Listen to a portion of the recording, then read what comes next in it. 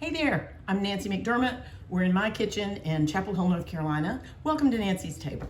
I'm gonna make the easiest cookie in the whole wide world today. It has 3 ingredients and it is, you don't even need a mixer. If you have one, you can use it, but you don't even have to do that.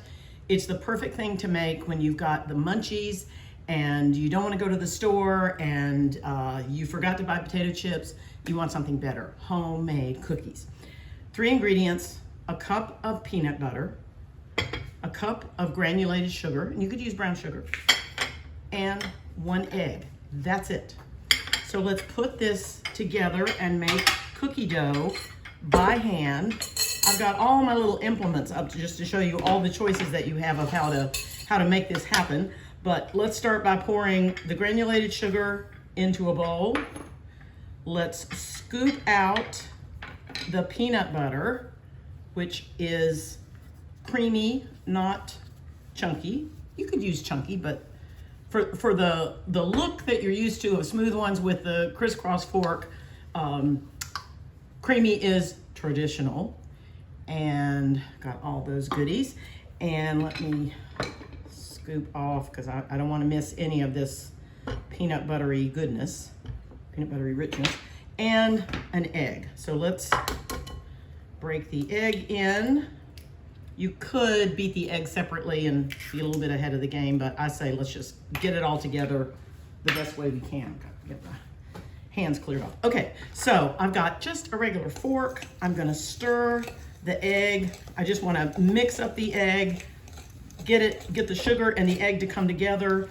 The peanut butter is at room temperature. If you keep your peanut butter in the refrigerator, it'll still work, but one reason that I like to do this with good old grocery store, easy to spread, it's got other things in it, peanut butter, that's the easiest kind to work with. If you use, grind your own peanut butter, the artisan pure peanuts, that will work. You're just gonna have a little more elbow grease. So if you wanna use the kind that separates, the kind that's got that pure peanut quality, you probably wanna go to using a mixer for that kind. So, but use whatever you prefer. I like this kind of creamy, the kind that we use for peanut butter and jelly sandwiches. Did you notice how I distracted you while we're done? That's it. See how easy it came together? I'm gonna scrape off both sides, and I want it to just make sure that I get all the goodies there, and come back around, scoop and press, and voila, peanut butter cookie dough. That's how it looks. So simple. If you want to cook something with kids, you can't do much better than this. You even got the fun part of making the design on top. Now, if you do this and you have time to put it in the fridge for a half an hour or an hour and it gets nice and cold, it'll be really easy to shape. But you can do it just fine right away, which we're gonna do right now. Okay, now this amount of cookie dough makes about 24 good sized cookies. But you can make them smaller and get 36 or even more. It's completely up to you. If you want to use a cookie scoop and make sure that they're all exactly the same, be my guest. I use the grab and pinch method myself, so I'll show you how we do it. Okay, so I've got my clean hands, and I've got, I will show you to do it without your clean hands. I'm gonna take a nice scoop there. It's about the size of a walnut, and I'm gonna roll it into a ball and set it on my cookie sheet. It's about a tablespoon. Like I said, you could measure, but I like to scoop up the amount I need and just straighten it out. You don't even need to grease your hands or anything. Now I'm using a small cookie sheet here. You can put these close together because they're not going to expand. There's no flour, there's no baking powder, there's nothing that is going to make these get bigger the way that, say, chocolate chip cookies, change. You got to put them 2 inches apart. These you can put right close together. That's a little bit more than I wanted. Okay, so that's 3. All right, now I'm just going to go in with my fingers and pinch up the amount that I want, rolling them out. And as I said, they'll hold their shape, nicely, but they're even more simple to work with when they're cold.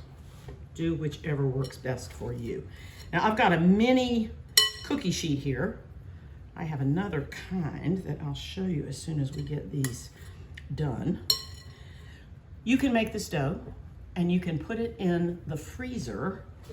I like to keep it in a container like this and pull it out and shape it. You know, it will take maybe 10, 15 minutes to be soft enough that you could shape it and use it from frozen to cookies. You'll have delicious peanut butter cookies in probably under 20 minutes if you have it frozen.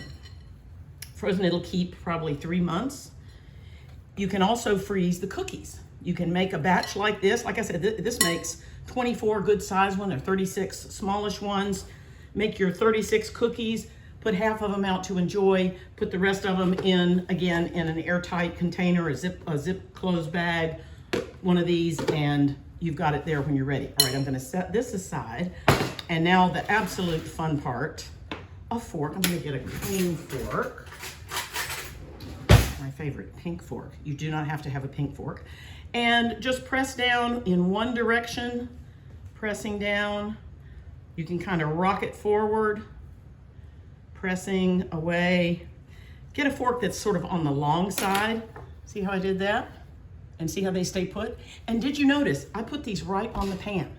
If you like, you can grease the pan. If you like, you can put down baking parchment.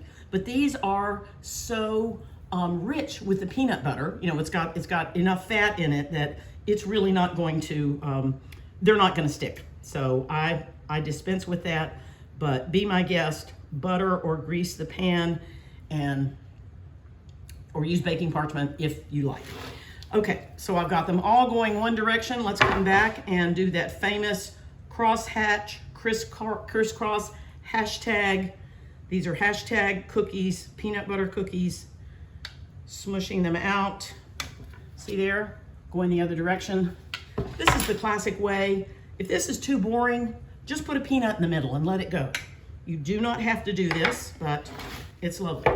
These go in a 350-degree oven for, most recipes say 8 to 10 minutes.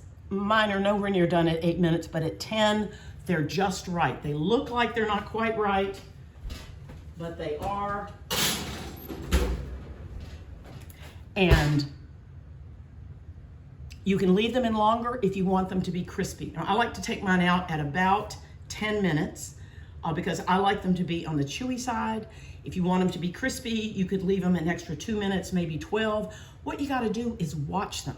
Now your oven is set to 350, but who knows what temperature it really is. Ovens are notorious for going off. They heat up too high, they go down too low. It's not precise in most home kitchens. If you are a pastry chef and that is your way of life, then you are definitely gonna have your oven set and know what you're dealing with. But there is no substitute for looking for the aroma and checking to make sure. All right, now here are our finished cookies, and see how pretty they are. Got the decoration on the front, got a nice solid base on the back, and they are, see, you didn't hear it, they didn't snap. These, like I said, I like them a little bit chewy. The edges have a nice crunch. They're sweet, delicious. Easiest cookie I can think of. I'm gonna put some of this away. As I said, you could even roll it up into little balls if you want it to be easier. I'll put this in my freezer and I'll save a couple of the cookies for later. No, I won't. I've got a cookie lover here in the house with me, and I'm a cookie lover too, so we won't have any trouble getting rid of this amount of cookies. This will not look like enough, just double it. 2 cups of peanut butter, 2 cups of granulated sugar, or mix brown and granulated white sugar, and 2 eggs. It doubles. Make it up, take it to somebody's house, cook it there, make them happy, make you happy. Okay, that's it. I'll take a picture of these and see if I can post it on my channel so you can see them when they're finished. But right now, go get your peanut butter and an egg and say, I've got the best gluten-free cookie in the world. You don't have to be gluten-free to love these. They weren't created for that. It's just an incredible way to use a cup of sugar, 1 egg, and 1 cup of creamy peanut butter. Okay, enjoy your cookies. Thank you for watching, and I'll see you again soon at Nancy's Table. Oh, don't forget to subscribe. I'll give you a cookie. Bye now.